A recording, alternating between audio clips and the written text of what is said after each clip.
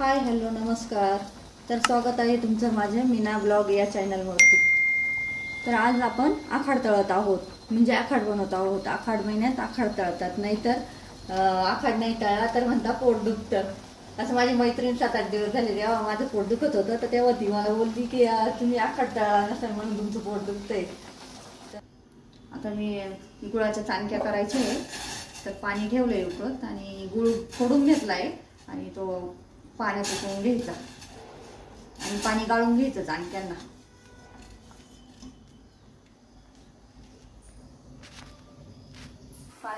रशीची तयारी करते। कांदा खोबरं लसूण कोथिंबीर कढीपत्ता ते दळून घेतले आणि काळी रशी आणि खोबरं आणि कांदा भाजून घेतला ना तर मस्त कलर येतो त्याला।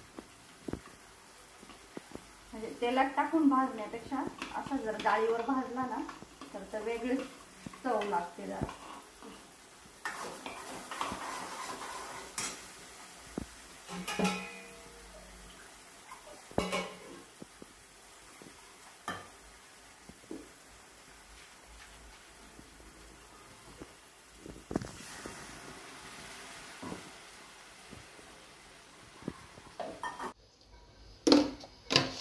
गुळाचं पाणी केलंय तर ते पाणी असं गाळून घ्यायचं, म्हणजे त्याच्यात काही काडी वगैरे जर असते कचरा तर ते असं चाळणीवर निघतो।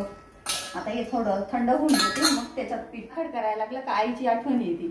आई मस्त खिशी घेऊन करते, तर तिच्या चाणक्या मला खूप आवडतात। मस्त थोडीशी बडीशेप टाकते कुटून आणि खिशी घेऊन करते ना, तर नरम पण येतात आणि छान बी येतात। अशा बी चांगल्या येतात, पण तिच्या हातच्या मला खूप आवडतात।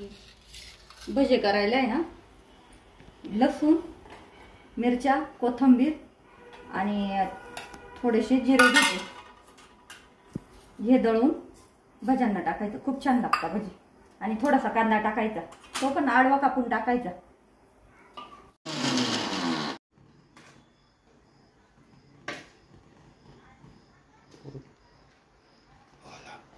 थोडेच काढायचे, तुम्ही तर मीच आहे, त्याचे पप्पा पण ड्युटीवर आहे।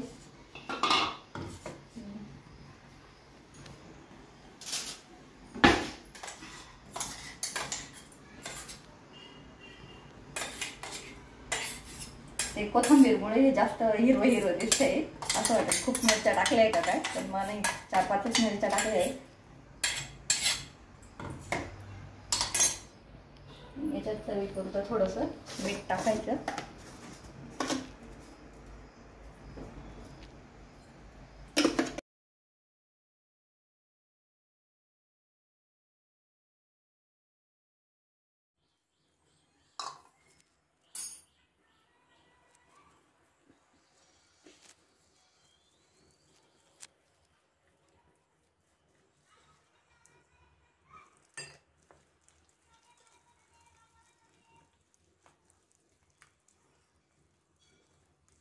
याच्यात आता थोडासा आडवा कांदा कापून टाकायचा आणि भजी काढायची।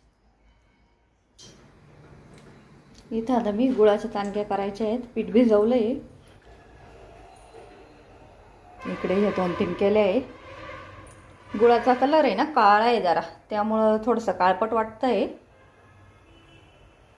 तळल्यावर होतील मस्त। एवढ्या बाकी आहे आणि ह्या तळते एवढं मस्त झाले। हे बघा, या अशा केल्या ना, खिशी घेऊन करतो ना आपण, त्या खिशी घेऊन केल्या का ते ना थोडेसे तेल ओढतात, पण या पिठात मळून जर केलं ना, गुळाच्या पाण्यात पीठ टाकून आणि मळून घ्यायचं, मग त्याच्यात काही जास्त तेल नाही ओढत।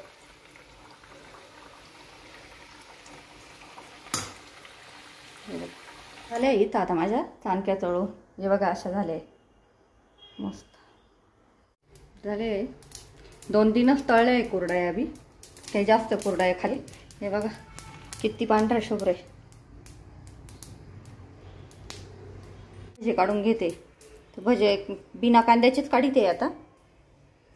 हे बघा बिना कांद्याचेच काढते नैवेद्यापुरतं, मग नंतर नैवेद्य ठेवून आले का मग गरम गरम काढल काही।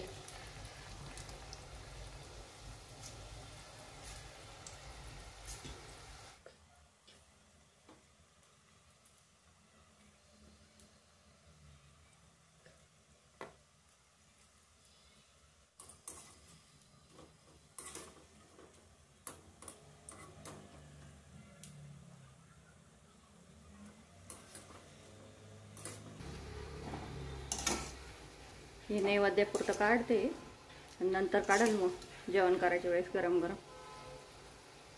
कांदा वगैरे टाकून. हे बघा झाले माझ्या आता इथे भजी तयार. एवढेच काढते आता.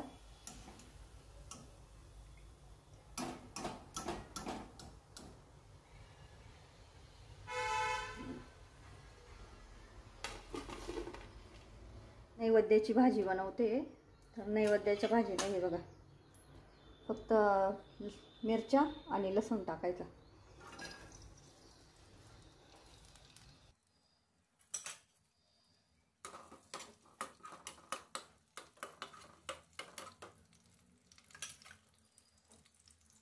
हे बघा इथं नैवेद्याची मेथीची भाजी करायची. तर लसूण आणि मिरच्या टाकल्या आहे. थोडेसे जिरे टाकायचे आणि थोडासा हिंग टाकायचा आणि हा परतून घ्यायचा कांदा आणि त्याच्यात नुसती माझी भाजी टाकायची धुवून.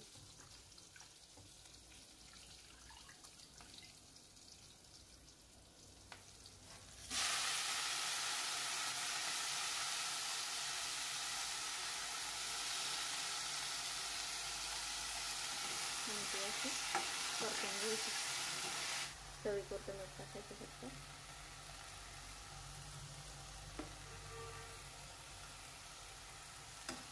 अशी कमी गॅसवरच होऊन द्यायची.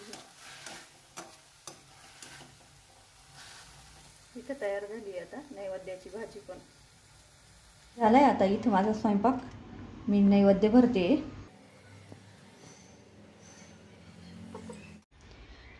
आमच्याकडं नैवेद्यामध्ये ना मेथीची भाजी मानाची, बाकी नसलं तरी चालतं पण मेथीची भाजी लागते.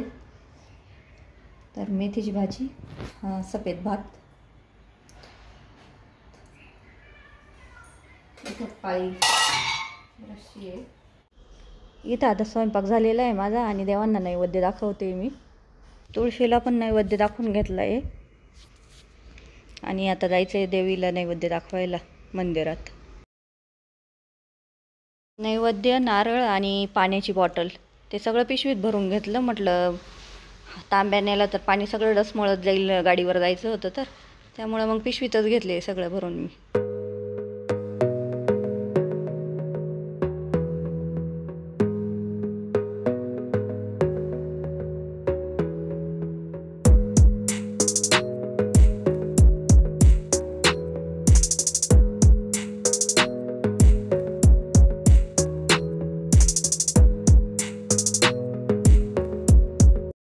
इथं देवीच्या मंदिरात आलो आहे आम्ही, पण त्या तिथल्या पुजारीणबाई होत्या त्या म्हणे इथं नैवेद्य नाही ठेवून देते, मग बाहेर लहान लहान मुलं राहतात तर त्यांना वाटून द्या म्हणे.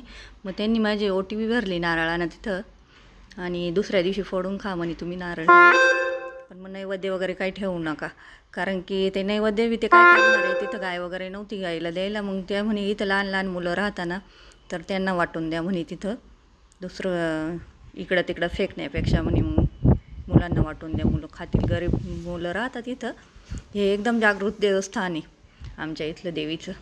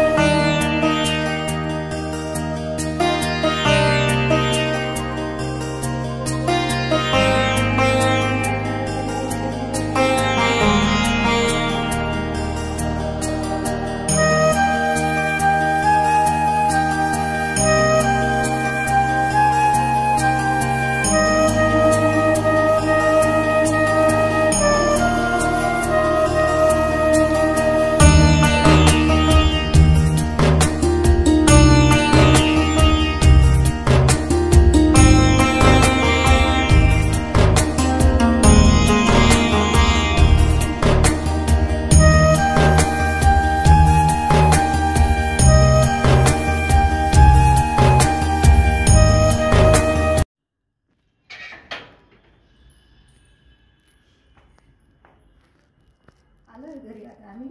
व्हिडिओ आवडल्यास व्हिडिओला लाईक करा, शेअर करा, सबस्क्राईब करा. धन्यवाद.